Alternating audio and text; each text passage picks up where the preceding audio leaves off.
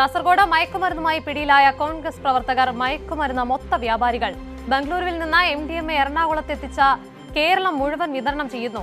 കാസർഗോഡ് പിടിയിലാവുന്നതിന് മുൻപ് മലപ്പുറത്തും കണ്ണൂരും MDMA വിതരണം ചെയ്തു എന്ന വിവരവും പുറത്തുവരുന്നുണ്ട്.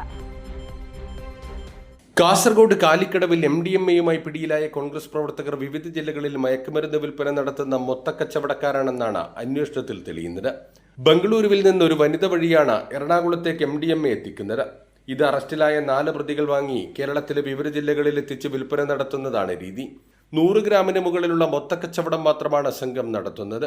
എറണാകുളത്ത് നിന്ന് 500 ഗ്രാം MDMAയുമായി പുറപ്പെട്ട സംഘം മലപ്പുറത്ത് 230 ഗ്രാമും കണ്ണൂരിൽ 130 ഗ്രാമും ഇടനിലക്കാർക്ക് കൈമാറിയെന്നാണ് വിവരം.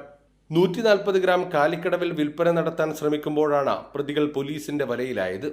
1 മാസത്തിനിടെ 4 തവണ മയക്കുമരുന്ന് മൊത്തവ്യാപാരം നടത്തിയെന്നാണ് വിവരം.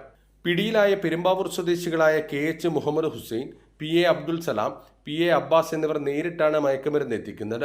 അസുഖമുള്ളതിനാൽ യാത്ര ചെയ്യാനാവാത്തതിനാൽ 4ാമനായി പിടിയിലായ സൈനുലാബ്ദീൻ എറണാകുളത്ത് നിന്ന് കാര്യങ്ങൾ ഏകോപിപ്പിക്കും. ബംഗളൂരു സംഘത്തിൽ നിന്നും ഗ്രാമിന് 900 രൂപയ്ക്ക് വാങ്ങിക്കുന്ന MDMA ഗ്രാമിന് 2200 രൂപക്കാണ് മൊത്തക്കച്ചവടത്തിൽ ഇവർ വിൽപ്പന നടത്തുന്നത്.